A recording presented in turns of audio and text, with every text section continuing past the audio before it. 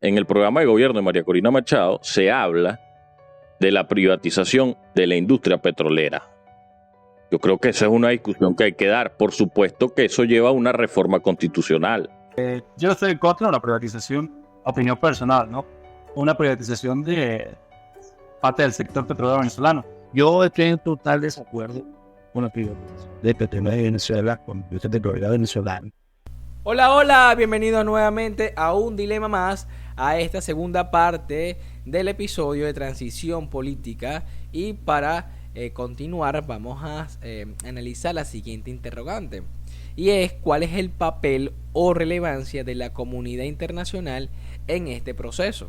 Quisiera escuchar primeramente al doctor Federico Peña. Adelante. Bueno, Ivo, nuevamente te digo con honestidad. Por favor. Sin la ayuda internacional, no vamos a llegar a ningún lado. ¿Por qué? Bueno, porque el juego político o la realidad política está totalmente trancada. Es imposible negociar con aquellas personas que incumplen los acuerdos, que incumplen la negociación, que son necios, que se trancan, que no quieren negociar, que demuestran que no quieren salida, que la única salida que ellos quieren es empezarse en el poder, de hacer de este país un país de transición de uno con el otro, sin ningún tipo de cambio de nombre presidencial.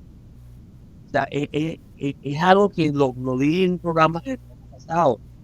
Aquí nada más se ha conocido dos presidentes en estos 24 años de una democracia que ha estado totalmente secuestrada por un solo sistema, que lo que demostró fue todos los males que un gobierno quiero que muy bien. Entonces, sin los organismos multilaterales, los organismos internacionales, no están en el día a día o no le toman el impulso a la situación de Venezuela, fíjate, todo lo que se ha hecho con Barbados, todas esas negociaciones que se han hecho con el gobierno noruego, y finalmente no hemos llegado a nada, no llegó a nada. Todo lo que sucede, fíjate cómo son tan habilidosos que nos dividieron totalmente. Ellos, este gobierno se alió con lo que siempre hemos mantenido nosotros, profesionalmente y por demostración histórica, con los malos de la partida, con los países malos de la partida, claro, países muy desarrollados con alta potencialidad económica, pero siempre nosotros hemos visto como los malos. Entonces, y los que realmente han buscado siempre el bienestar como del mundo, va manteniendo cierta hegemonía mundial, son los hoy día rezagados para ellos. Es algo contra natura, que nosotros seamos que nuestros aliados sean los iraníes. Ok, entiendo. Los chinos.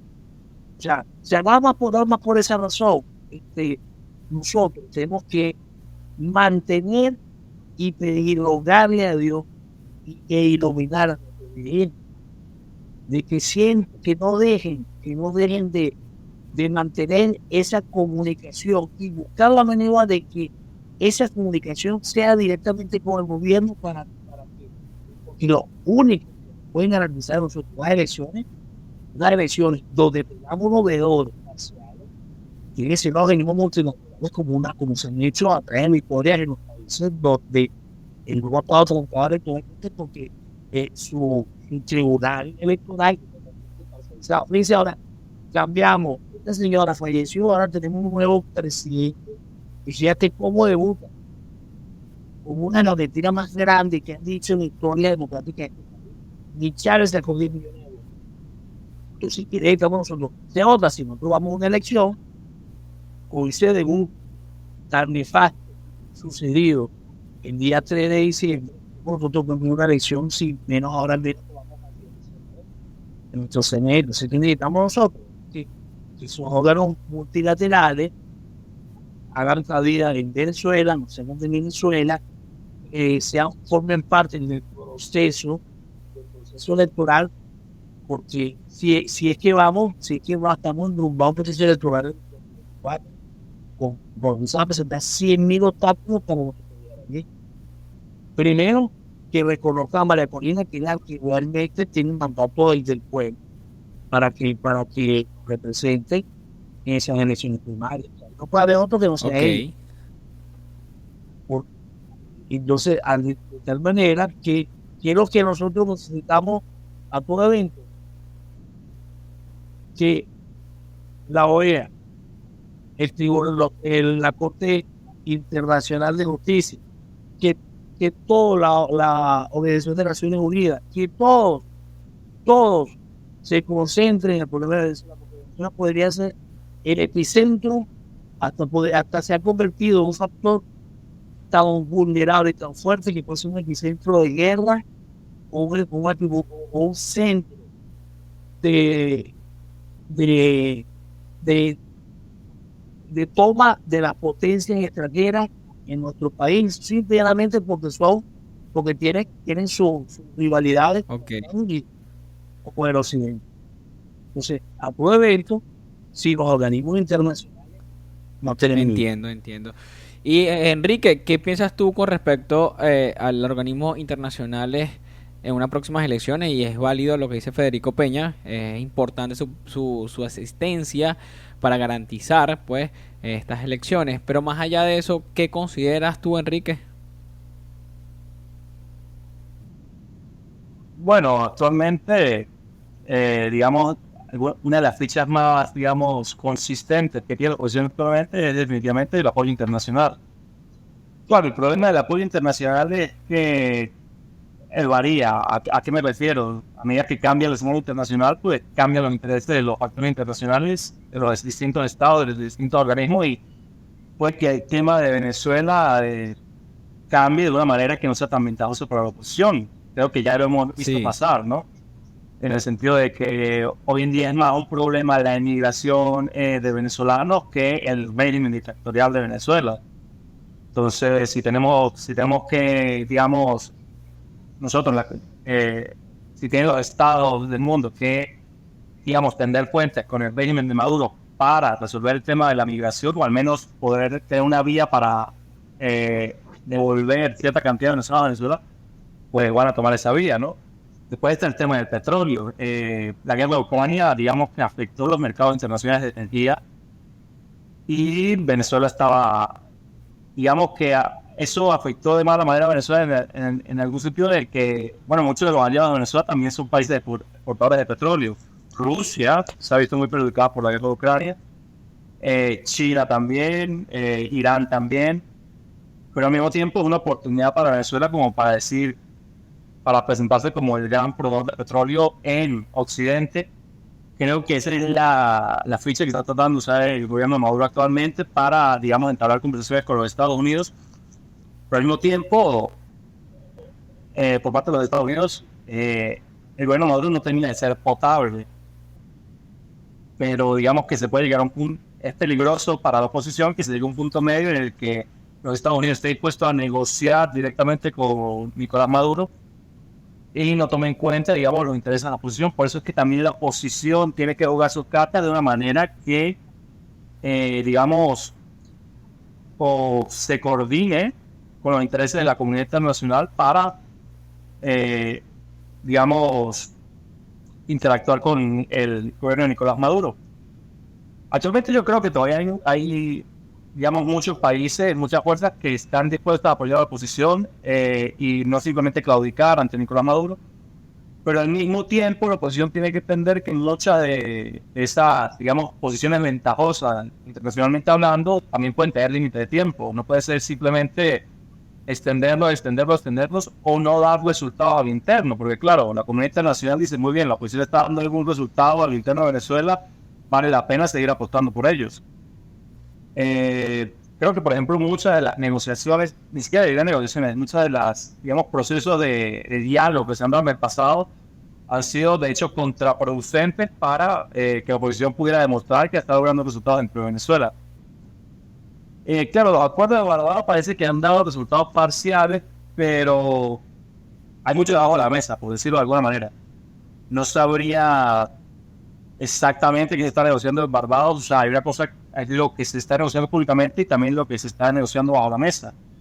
Por ejemplo, esta decisión que fue a partir del acuerdo de Barbados, que los candidatos inhabilitados tenían que ir directamente al TCJ, eso fue por los acuerdos de Barbados, y los acuerdos de Barbados fueron también en parte por presión internacional, pero parece que el resultado, al menos en esta cuestión del TCJ y que los candidatos inhabilitados tengan que ir a presentarse directamente y digamos, reconocer la legitimidad del TCJ o seguirse esa inhabilitación, creo que de alguna manera fue específicamente hecho para, digamos, torpedear las posibilidades de María Corina.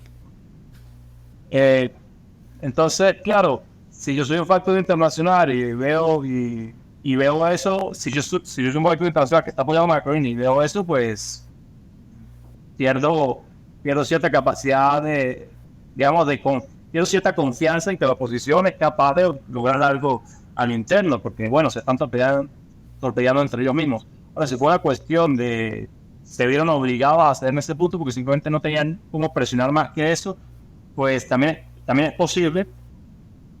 Pero yo diría que en cuanto a lo internacional, definitivamente la comunidad internacional sería un factor importante, ya que a la oposición me falta a lo interno todavía ganar fuerza, que es una fuerza que tienen que ganar, ¿no? También para dejar de depender tanto del factor internacional.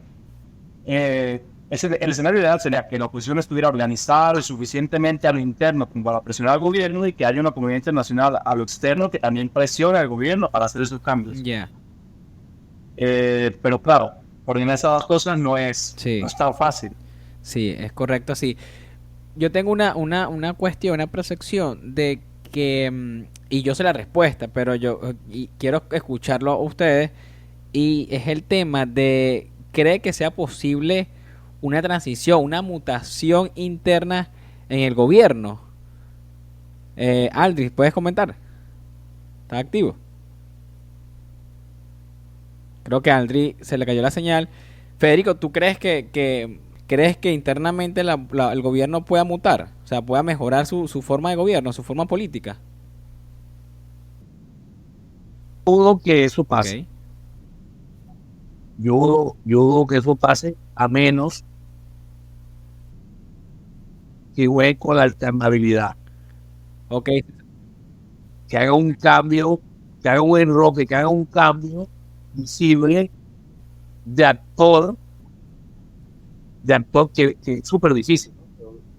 Quizás de repente, si ellos cambian de candidato, se van lavando la cara, busca un candidato que provenga de la descentralización dentro de una región, o menos conocido, o menos rayado, aunque todos tienen su virtudes, pues, su negatividad. O sea, sería un milagro de que la alternabilidad en parte de ellos sucediese o llegara a exponerse, aunque creo que por ahí escuché por allí unos comentarios, unos analistas políticos, donde hablan de la Cava, del gobernador de la Cava como candidato presidencial sustituyendo a Nicolás Maduro, o la vicepresidenta de Rodríguez, algo así, que no lo creo, pero sin embargo, fíjense, si ya lo lanzaron, acuérdate que ellos juegan mucho con el globo y ensayo, ¿no? Entonces, en base a eso, bueno, te digo, hay que seguir trabajando políticamente. Y ahorita es el momento de los politólogos. Claro. En sus manos está el destino de esta parte. Y así te lo vamos a ver. Aquí los abogados estamos para ayudarnos a ustedes, porque necesitamos mucha diplomacia, mucha política internacional, y necesitamos sobre todo mantener siempre una historia que Victoria vaya a la mano con la política internacional para ver cómo solucionamos este lío. Sí, Andri, te copiamos. Sí, bueno, Federico, te hice la pregunta porque a veces desestimamos la capacidad intelectual o la capacidad del gobierno para mantenerse en el poder y creemos que ellos al final van a salir porque sí, porque tenemos una líder, porque la población está cansada, pero como tú mencionas, o sea, ellos hoy actualmente están jugando con el tema de Guyana, el Esequibo, están usando planes para diversos motivos que desconocemos, pero por eso te pregunto que si es probable, o sea, en un escenario donde no se hagan las elecciones o cambien el candidato y haga un despertar nacional, no sé qué, porque es posible, un escenario con pocas probabilidades, pero posiblemente pueda ser que internamente algo se modifique, algo se cambie y al final terminen ellos manteniéndose en el poder. Pero bueno, efectivamente. Entonces, Enrique, una pregunta, o sea, desde el punto de vista internacional y nacional también, ¿crees que eso sea viable? O sea, ¿crees que sea un escenario viable en caso de que exista una guerra, un estado de excepción con el Esequibo? ¿Cómo se vería a nivel internacional? ¿Cómo se verían unas elecciones próximas con este factor de guerra, de guerra? Bueno, lo que voy a decir es opinión mía, ¿no? Opinión mía, que poco me considero un experto en temas de guerra y, digamos, la controversia con el Esequibo. Un escenario de conflicto real no lo veo. ¿A qué me refiero con eso? Venezuela, si medimos en términos militares, Venezuela contra Guyana, solamente Venezuela contra Guyana, pues Venezuela tiene la de ganar. A pesar de, digamos, la corrupción que puede haber en las Fuerzas Armadas, o la falta de moral, o la falta de entrenamiento, o la politización de esas fuerzas que las reducen como, digamos, como Fuerza Armada. Pero el problema es que yo no creo que un escenario de conflicto entre Venezuela y Guyana sería un conflicto solamente entre Venezuela y Guyana. Yo me imagino que un conflicto así, los Estados Unidos aprovecharían la oportunidad para intervenir en la situación. No hay ningún tratado que yo sepa de, digamos, mutua defensa o de protección entre Estados Unidos y Guyana, pero si el gobierno de Guyana lo pide y los Estados Unidos quieren, pues puede hacerlo. En ese caso, creo que no hay nada que, digamos, las Fuerzas Armadas de Venezuela actualmente pueda hacer contra las fuerzas de Estados Unidos. Por eso sí, Venezuela inicia ese conflicto. Por eso digo, un conflicto real no lo veo factible. De hecho, creo que va a haber los próximos meses va a haber mucha retórica, pero en términos prácticos, Venezuela no va a pasar a controlar en los próximos meses ni un solo kilómetro más de la zona de lo que es la llamada la zona de reclamación. Claro, lo que sí creo que puede pasar es, digamos, un conflicto, digamos, simulado. Es decir, que se den las condiciones para que parezca que hay un conflicto y eso le dé ciertas herramientas al gobierno chavista para actuar pensando en su situación interna, no es ni siquiera para la situación de Guyana, sino, como ya muchos dicen, digamos, un estado de excepción, correr las elecciones o modificar las elecciones para hacerlo de la manera más conveniente posible, o utilizar eso como excusa para, como creo que ya lo hicieron hoy, para digamos, judicializar a algunos opositores o como traidores a la patria o ese tipo de cosas. Entonces, sí, creo que el tema de, digamos, el tema de la idea del conflicto con Guyana puede abrir muchas posibilidades para que específicamente el gobierno chavista pueda actuar, pueda mover ciertas fichas. Como dije, un conflicto real, o sea, una situación de guerra, no la veo probable. No diría que es imposible, pero la veo totalmente improbable. Pero creo que sí puede ser usada, digamos, la amenaza de ese conflicto o la simulación de ese conflicto para tomar acciones internas. Sí, es lo que me refiero, es lo que temo, lamentablemente, de que el gobierno va a usar esto como motivo para mantenerse en el poder, para evitar unas próximas elecciones que sabes que pueden perder o van a perder. Y entonces, bueno, quiero, ya que se conectó nuevamente Aldrigo Calves, ¿qué opinas sobre esto, Alvi, contra el tema Esequibo y próximas elecciones? ¿Crees que el gobierno lo va a usar como bandera para mantenerse en el poder o el conflicto es real? Cuéntanos. Yo estoy de acuerdo con Enrique que la posibilidad de que finalmente el conflicto termine en una guerra es diminuta.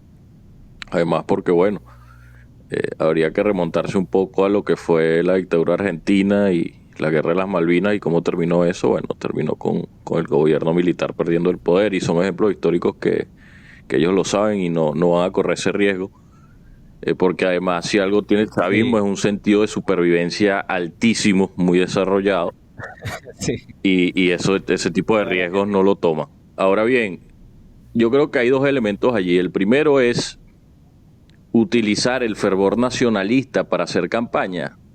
¿Hasta qué punto eso puede funcionar, no? Porque yo creo que el desgaste de popularidad del gobierno es irrecuperable. Entonces pudiese llevarnos a la segunda opción, que sería utilizar el conflicto, la disputa, para suspender las elecciones o postergarlas. Es una posibilidad real. Yo creo que por allí. Y otro elemento que se está viendo precisamente hoy y en los últimos días tiene que ver con que se está utilizando el tema de Guyana para perseguir a los opositores políticos. Entonces, bueno, eso además es grave porque atenta contra el espíritu del Acuerdo de Barbados, ¿no? Exacto. Sí, bueno, vamos a cerrar con una última pregunta y esto tiene que ver con el tema de crear proyecto, con la unidad. Y bueno, aquí quiero que utilicen digamos, su carrera, su capacidad, por ejemplo, Federico como abogado, Enrique como politólogo. Es que, ¿qué sería o qué se debería aceptar, qué se debería modificar a nivel institucional, a nivel político, a nivel económico, de manera resumida, para que exista una transición correcta y beneficiosa para Venezuela? Voy a dar un ejemplo. Recupera nuevamente la Cámara Bicameral, donde sea dos cámaras, donde se active nuevamente el Senado y que, bueno, parte de la oposición y parte del gobierno o cúpulas importantes, elementales para que haya transición política, se le dé ese curulo, ese Senado. Entonces, bueno, vamos a empezar con Federico. ¿Qué opinas? ¿Qué se puede modificar? ¿Qué se debe hacer? ¿O qué no se debe hacer? Bueno, primero lograr que la transición se dé. Obvio. Eso es elemental. Una de las maneras de cómo nosotros logramos que la transición se dé, bueno, el proceso eso de referéndum, buscar nosotros una manera de convocar un plebiscito para ir reduciendo pues el tiempo necesario para nosotros lograr una transición donde la pregunta sea una sola: si queremos que Nicolás Maduro siga en el poder. Se podría hacer una. Okay. Y la segunda es al llegar al momento de hacer efectivo el cambio de sistema, efectiva la transición.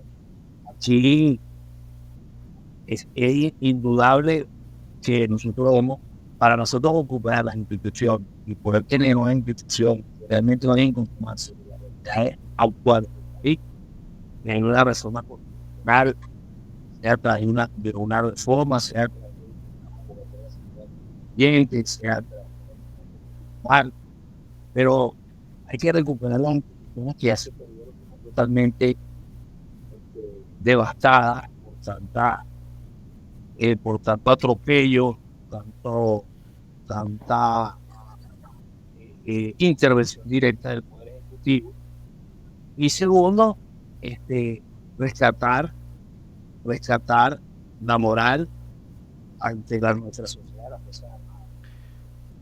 Y eso es un trabajo muy fuerte. Claro. Muy fuerte, mucho trabajo. Yo me imagino que de aquí, cuando todo eso lo podemos lograr, ya bien, y así sucesivamente, pero es un trabajo que nos quedó este desastre donde se perpetuó estos 24 años de gobierno muy elevado y que se representaba a Montevideo. Sí. Bueno, Enrique, ¿qué piensas? En un caso hipotético, una transición realizada donde ya digamos que se hizo las elecciones, ¿qué se debería hacer? Porque la transición no simplemente queda en hacer unas elecciones y tengamos un nuevo líder político, un nuevo gobierno, sino que el sistema se vaya modificando, que el sistema se vaya curando. ¿qué crees que sea necesario para que esto se lleve a cabo de manera correcta?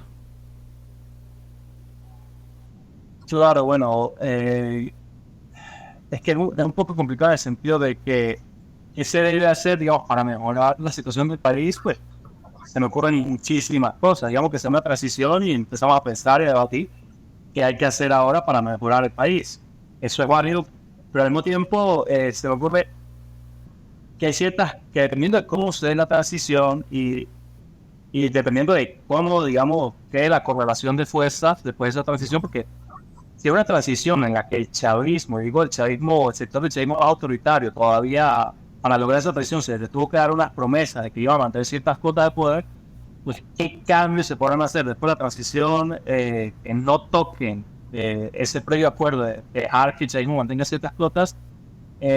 O sea, es difícil de predecir.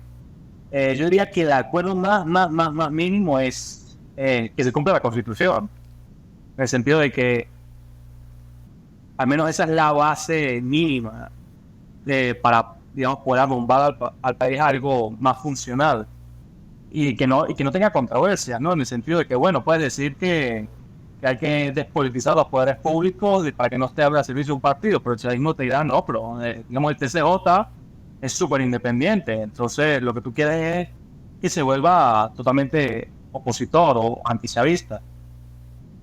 Y si el chavismo todavía tiene, digamos, poder de veto en algunas decisiones después de la transición, como por ejemplo, me recuerdo el caso de Chile. Muchos que después de la transición, muchos dijeron muy bien, ahora hay que sacar a Pinochet para que no tenga ningún poder, ningún puesto en el Estado. Pero eso era inviable. Entonces, ¿qué es lo que puede hacerse para mejorar el país después de la transición? Bueno, lo mínimo yo diría es que se cumpla la Constitución, porque ya con que se cumplan muchos de los artículos de la Constitución que actualmente no se cumplen, ya mejoraría mucho la situación.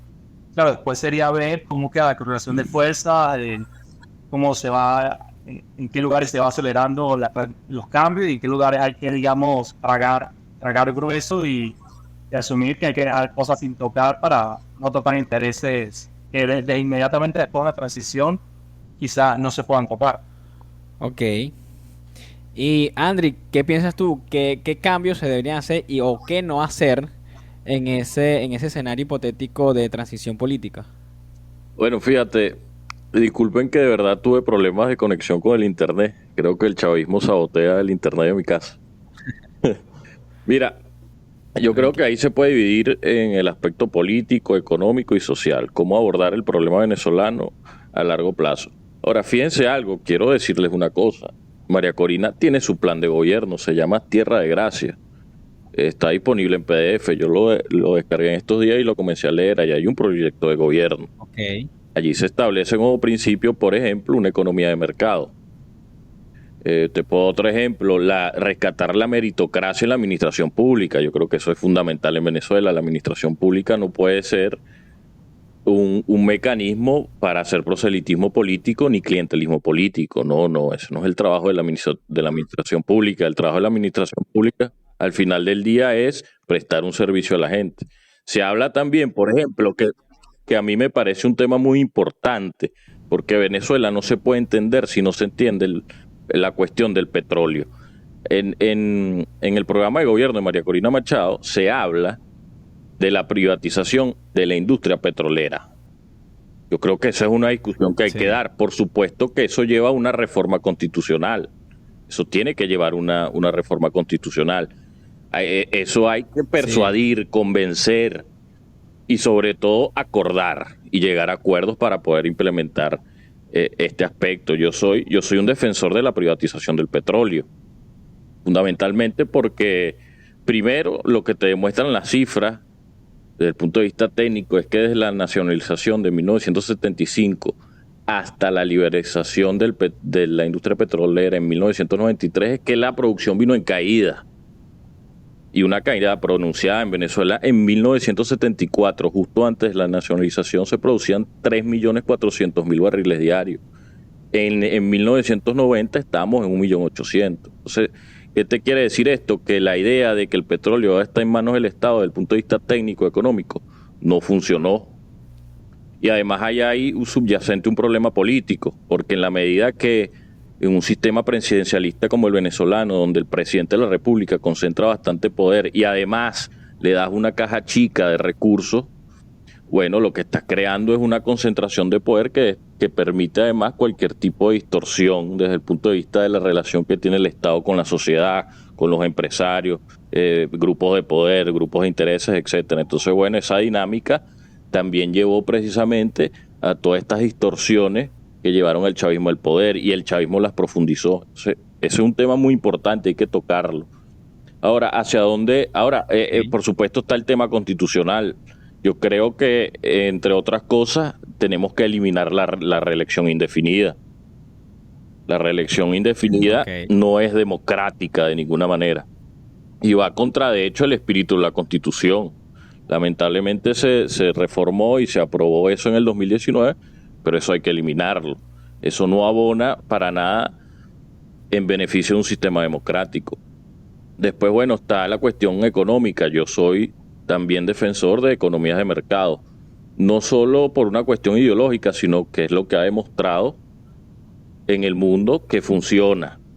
Tú, por ejemplo, tú puedes ver partidos, digamos, socialistas, llamados socialistas en el poder en Europa, pero los principios de ellos es que la economía de mercado se respeta. En todo caso, la discusión política que hay es cuál es el grado de intervención del Estado dentro de la economía de mercado. Pero ningún partido socialista, son sociales demócratas, vamos a ser más precisos, plantea planificación central de la economía, control de precios, etcétera, etcétera, etcétera. Eso está perfectamente descartado porque se ha demostrado a lo largo de la historia, y no solo en Venezuela, sino en el mundo, que no funcionan. Entonces, bueno, nosotros tenemos que adoptar, desde el punto de vista económico, una economía de mercado. Eso es fundamental para que Venezuela pueda desarrollarse. Se habla, y además, fíjate una cosa que es importante decir, desde el punto de vista del petróleo. PDVSA, por ejemplo, ahorita es incapaz de producir más de 1 millón de barriles de petróleo diarios. Ahorita están produciendo 700. Pero además de eso, con este gobierno, porque no tenemos acceso al mercado internacional de crédito, es imposible levantar la producción. Y Venezuela debe, el cálculo que hacen los especialistas, es que la deuda de PDVSA asciende a 60.000 millones de dólares. La única forma de pagar esa deuda es reestructurándola en los mercados internacionales. Pero además no es eso, sino que además necesitas una inversión abismal, se calcula en 20.000 millones de dólares por año, para recuperar los niveles que se producían en el 2008, que fueron alrededor de 2.800 barriles diarios. Entonces, ¿cómo tú vas a pedir, y a quién le vas a pedir prestado? Bueno, vas a tener que recurrir a los organismos multinacionales, como el Banco Mundial, el Fondo Monetario Internacional, pero a estos tipos no se lo van a prestar porque son unos ladrones. Bueno, pero en un gobierno democrático, luego de la transición, tú tienes que ir a negociar eso con ellos. Pero ellos no te van a prestar el dinero simplemente porque eres Venezuela y porque eres chévere, o porque dices que tienes las reservas más altas de petróleo del mundo, que sí las tenemos. Pero además es petróleo pesado y está en la faja petrolífera del Orinoco. Entonces, bueno, eso además requiere una inversión masiva de dinero. Ese capital tiene que provenir de la empresa privada. Tú tienes que abrirle las puertas, porque si no, no hay manera de recuperar la producción. Porque además hay otra cosa. Claro. No solo es el problema de levantar la producción, sino que ya la transición energética en el mundo hacia energías renovables, no tan contaminantes como el petróleo, está en marcha. Probablemente en los cálculos, digamos, más serios, hablan de la vigencia del petróleo, como lo conocemos hoy día, es decir, desde el punto de vista del consumo, va a comenzar a disminuir dentro de 40, 50 años, pero eso pasa muy rápido. Fíjate que ya van 23 años de chavismo y no nos dimos ni cuenta. Se dice fácil, pero son 23 años, ¿verdad? Entonces, bueno, nosotros tenemos que proyectar, que tenemos que sacar y tenemos que dejar atrás, por ejemplo, en mi opinión, esto ya es muy personal, tenemos que salirnos del OPEP, porque el OPEP te impone cuotas de producción y nosotros estamos obligados a preocuparnos por nosotros mismos, los venezolanos. Creo que esa lección ya lo aprendimos en los últimos años, y decir, bueno, tenemos que sacar la mayor cantidad posible en la menor cantidad de tiempo. Entonces, bueno, eso requiere una inversión masiva.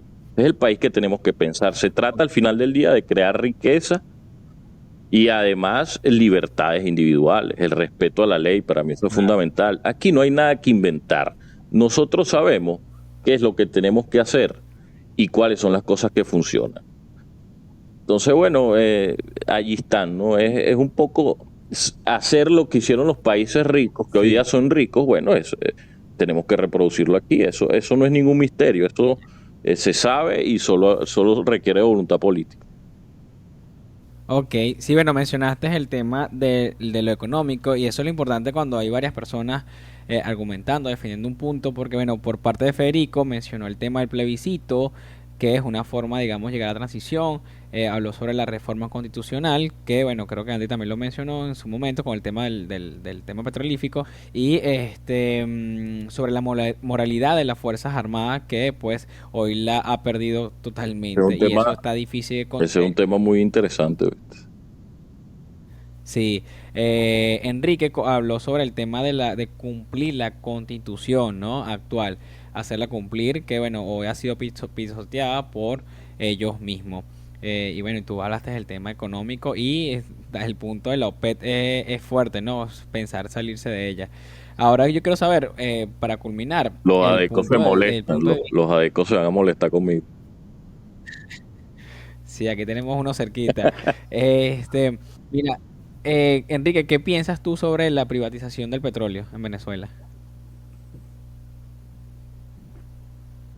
Bueno, pues hay que decirlo, ¿no? Yo estoy en contra de la privatización, opinión personal, ¿no? Una privatización de parte del sector petrolero venezolano. Y en algunos casos quizás es inevitable, ¿no? Por lo que ya mencionaron los compañeros. Es decir, Venezuela, el mejor recurso que tiene Venezuela ahorita para mejorar su economía es, bueno, producir más petróleo. Pero eso no se produce simplemente porque llevas un tipo con una pala y empiezas a escarbar, ¿no? Requiere mucha maquinaria, mucha tecnología, mucho personal capacitado, y es algo que Venezuela bajo el chavismo ha perdido en cantidades igualmente industriales. Entonces, claro, ¿cómo reactiva la producción petrolera? No solo en un sentido, digamos, de que yo veo en la empresa privada, sino que también es que estamos obligados ya a estas alturas a, de alguna manera, a dar concesiones petroleras. Ahora, no sé exactamente a qué grado sería viable, habría que hacer un análisis económico, yo no lo he hecho, no sé si tengo la capacidad, pero definitivamente pasa por inversión extranjera. Es decir, de alguna manera hay que dar concesiones en nuestro sector petrolero para que no sea simple monopolio estatal. Okay. Ahora, una total privatización de PDVSA, no sé, quizás sí, quizás no, no creo que sea necesaria. Exacto, no creo que sea necesaria, pero tampoco creo que sea lo peor del mundo. Porque bueno, de todas maneras, si se privatiza, tú igual como Estado sigue cobrando tus impuestos. De hecho, así es como empezó la industria venezolana, ¿no? Con regalías, exacto. Entonces, pero claro, económicamente hablando, el petróleo es la mejor solución que tenemos, pero definitivamente no es una cuestión de que controlemos como, digamos, celosamente, sino que de una manera u otra parece que estamos obligados, ya sea por, digamos, valores o circunstancias, nos hemos obligado a dar concesiones a inversión extranjera. Bueno, ya el propio gobierno chavista las ha dado parcialmente, entonces, pero creo que por ese camino hay que ir. Ok, entiendo. Bueno, para finalizar, Federico, ¿qué opinas tú sobre el tema? Bueno, yo muy respetuosamente a mis dos amigos que están dando su opinión. Yo estoy en total desacuerdo con la privatización del petróleo de Venezuela, con el petróleo venezolano. Sí estaría de acuerdo a una apertura petrolera. Una apertura petrolera que sea bien regulada, que tenga un buen marco jurídico, que yo estoy seguro que el único problema que tiene nuestra industria petrolera ha sido, a través de su historia, ha sido la direccionalidad que se le ha dado a los partidos políticos, el discurso de los partidos políticos con empresas, estatal de Venezuela en petróleo. Yo lo que creo es que Venezuela fue en su época, una época, y todavía esa gente se mantiene, donde hubo una gran cantidad de ingenieros petroleros, técnicos, los mejores del mundo. De hecho, la OPEP nace por esa tanta influencia, por esa tanta preparación, ese gran impulso que se dio a la tecnología del petróleo, a venezolanos que están en la capacidad con ese alto profesionalismo. Yo creo que lo que debemos es buscar la manera de que esos grandes cerebros que se fueron y están hoy día desplegados por todo el mundo, regresarlos al país,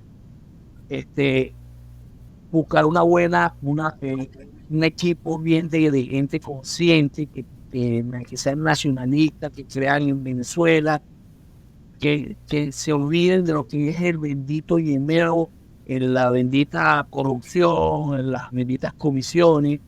Claro, eso se logra para ser bueno, de que sean bien pagados también, para lograr de que Venezuela sea lo que fue en una época, que fuimos los mejores, estuvimos siempre ahí en la palestra, y eso no se logra, o sea, claro, con el respeto de las opiniones de mis compañeros, eso no se logra con la privatización, se logra es con conciencia, con las mejores cabezas intelectuales, hombres intelectuales, felicidad, hombres con ustedes, con grandes aportes, con grandes, buena motivación, con un gran ímpetu, pero que necesariamente necesitamos es que nosotros hoy día lo nuestro lo rescatemos y lo cuidemos como no lo hicieron nosotros. Ahora lo hagamos nosotros, pensando no nosotros, sino las generaciones que... Creo que la mejor manera es una apertura petrolera con una buena gramática jurídica que la respalde y la regule, y a su vez buscar que se regresen a nuestro país esas grandes mentes prodigiosas del mundo petrolero que hoy día están desplegados por todo el mundo y forman parte de nuestra nación. Ok, bueno, veas, es importante la otra forma de ver las cosas, ¿no?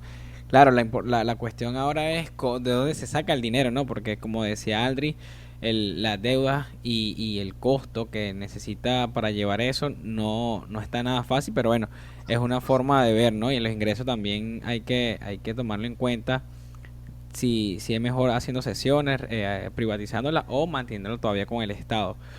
Pero bueno, yo creo que eso es todo por ahora. Muchísimas gracias. ¿Me puede dar un minuto, hermano? Dígame. Y discúlpame. Claro.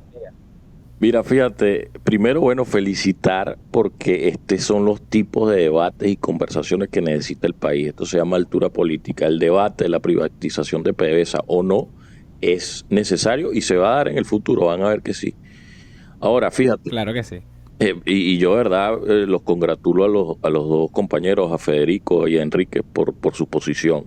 Eso demuestra, verdad, que tenemos nivel y altura, y eso es lo que espera también la gente, cada uno en su espacio, porque no necesariamente solo el político tiene que opinar sobre temas, ¿no? Cada uno en su espacio, y eso para mí es muy importante. Ahora, para terminar esta discusión, o digamos agregar un poquito más al debate de la cuestión del petróleo, fíjate, yo hablé nada más de la deuda de PDVSA, que son 60,000 millones de dólares, pero la deuda del Estado de la República es mucho más. Entonces, cuando tú vayas a negociar con los organismos internacionales, te vas a encontrar una disyuntiva. Vamos a suponer que te prestan el dinero, ok, muy bien.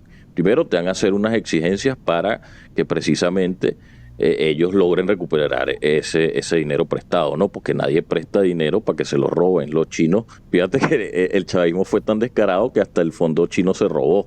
Pero los chinos, no sé si ustedes se acuerdan del fondo chino, y ellos se robaron esa plata. Los chinos aprendieron la lección y nunca más le prestaron dinero.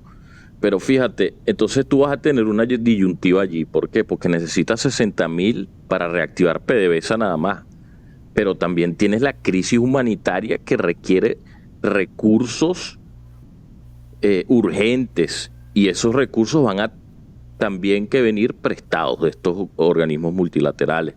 Esto tiene que ver con los servicios públicos, electricidad, agua, etcétera. Tú tienes que invertir ahí para recuperar. Y además tienes que tomar otra decisión también, que es, a ver, ¿qué es lo que vamos a producir finalmente en Venezuela? ¿Petróleo nada más o vamos a dinamizar otros sectores de la economía? Bueno, todo eso requiere ingentes recursos.